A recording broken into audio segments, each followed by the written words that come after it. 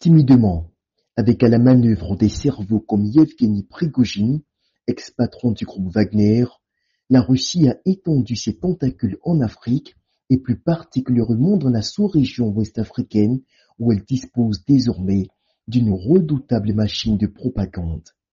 Dans la stratégie du Kremlin, les objectifs sont clairement identifiés. Conditionner l'opinion publique africaine à l'idéalisation de la Russie comme puissance protectrice dans une perspective de recolonisation d'un continent qui regorge d'un potentiel en ressources naturelles à même d'alimenter les rivalités les plus aiguës entre puissances industrielles. Sur les cendres de la défunte Internet Research Agency, créée par Yevgeny Prigojine en 2013 afin de coordonner la stratégie de propagande russe en Afrique, le Kremlin déploie en septembre 2023, soit un mois après la mort du leader de Wagner, African Initiative, un organisme multisectoriel conçu pour intensifier la propagande russe sur le continent et notamment en Afrique de l'Ouest. Le contexte est plus que jamais favorable. En 2 années, de mai 2021 à juillet 2023, Moscou a réussi le tour de passe de positionner 3 pions clés à la tête du Mali, du Burkina Faso et du Niger. Des alliés sûrs dont le rôle est avant tout de constituer en Afrique de l'Ouest à partir du Sahel une zone d'ancrage pour étendre la sphère d'influence russe dans la sous-région. L'Alliance des États du Sahel AES, portée sur les fonds baptismaux en septembre 2023, dans la foulée de l'avènement d'African Initiative, est la consécration de ce vaste et pernicieux projet néocolonialiste. Le terrain déblayé, African Initiative peut élargir son champ de recrutement de cyberactivistes libres d'opérer depuis les bases arrières de la Russie dans le Sahel. À ce réseau, on incorpore des cyberactivistes ivoiriens opposés au régime en place en Côte d'Ivoire. Tous ont le même mode opératoire dans leur délire propagandiste.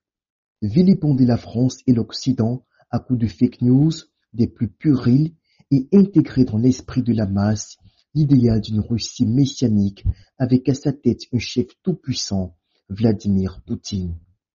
Pour s'assurer de la maîtrise de cette entreprise néocolonialiste, le Kremlin place à la manœuvre des personnages au profil aussi cynique que le projet en lui-même, dont un certain Viktor Loukovenko. Ce texte détenu autoproclamé expert de l'Afrique de l'Ouest traîne notamment derrière lui l'assassinat d'Anthony Kounanayekou, un citoyen suisse de 58 ans qu'il avait éliminé le 4 novembre 2009 lors d'un rassemblement nationaliste à Moscou. Ce repris de justice a eu la confiance du maître du Kremlin pour piloter cet organe de propagande. Il est également l'un des principaux canaux de communication entre Moscou et les jeunes sahéliennes asservis aux intérêts de la Russie. Toujours dans la dynamique d'accentuer la mainmise de la Russie sur la sous-région, les représentations d'African Initiative ont respectivement été installées à Ouagadougou, à Bamako et à Niamey, dans l'optique de maîtriser la coordination des activités de propagande et de déstabilisation orchestrées par le Kremlin à partir de ses capitales. À ses côtés figure Artem Kouriev, présenté comme un expert au centre de recherche sur le développement social et économique de la communauté des États indépendants et de l'Europe centrale. Journaliste de métier, il est le principal architecte du narratif diffamatoire à l'encontre de la France et de l'Occident. Chacun des deux personnages tient un agenda spécifique dans la bataille géostratégique confiée à African Initiative. Loukovenko pilote des actions terrain destinées à présenter aux Africains un visage humaniste de la Russie, ce, à travers des financements d'activités socio-culturelles, bien entendu favorables à la Russe-Afrique. On finance par exemple des artistes burkinabés dans divers domaines tels que la musique, l'art urbain et autres. Critères essentiels de sélection pour figurer dans l'écurie reposent sur la posture que l'on a vis-à-vis de la politique russe en Afrique. Dans ce registre, African Initiative mène également des actions de faible portée sociale telles que la réhabilitation d'infrastructures communautaires minimes, des miettes censées convaincre les Africains de la générosité et de la bonté gratuite du colon russe. Quant à Artem Kouriev, il conçoit en amont et valide en aval la rhétorique véhiculée par les propagandistes.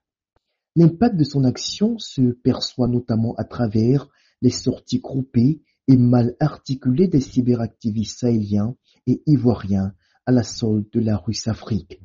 Jusqu'à présent, la mayonnaise semble prendre avec une aisance déconcertante, ce qui s'explique non seulement par l'enchaînement d'erreurs dont la France et au-delà l'Occident se sont rendus coupables dans leurs politiques africaines de ces dernières décennies, mais aussi et surtout par l'inculture des masses populaires aggravée par l'émotionnalisme qui édulcore la lucidité des populations.